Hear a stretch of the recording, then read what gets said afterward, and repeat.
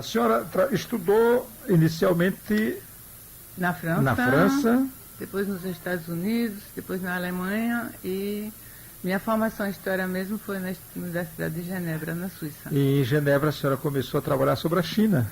Também, porque eu tive muita sorte de encontrar, né, de conhecer um professor que chegou enquanto eu estava estudando, de volta da China, um sinólogo, o professor Jean-François Bitter. E, então, de certo modo, aproveitei muito os conhecimentos dele e a orientação dele. Foi aí que a senhora fez seu mestrado sobre Exatamente. assuntos chineses. Em História Contemporânea, mas a dissertação foi sobre a cooperativização na área rural na China, de 46 a 55. E deve ter sido por isso que a senhora terminou escrevendo aqui um livro muito interessante, Mulheres no Movimento Revolucionário Chinês, de 1839 a 1949, quer dizer, um século da história das mulheres chinesas. Exatamente, das mulheres que participaram da luta revolucionária. Né?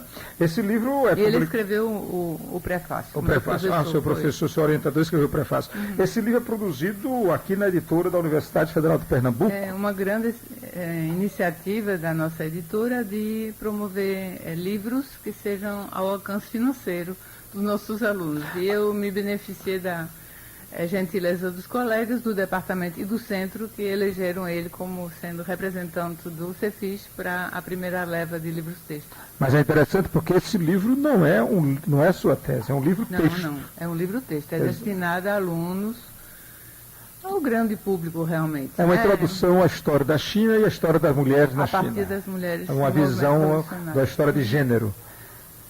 Sim, pode-se dizer assim.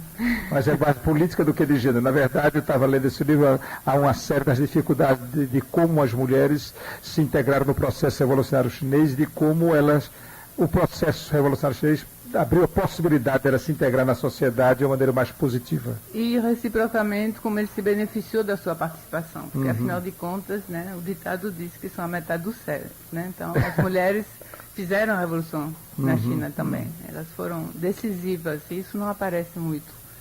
Então é de dupla mão, eu diria. O gênero, só para responder a sua pergunta, é uma categoria de análise, né? Agora as pessoas são mulheres mesmo. Olha que coisa interessante, né?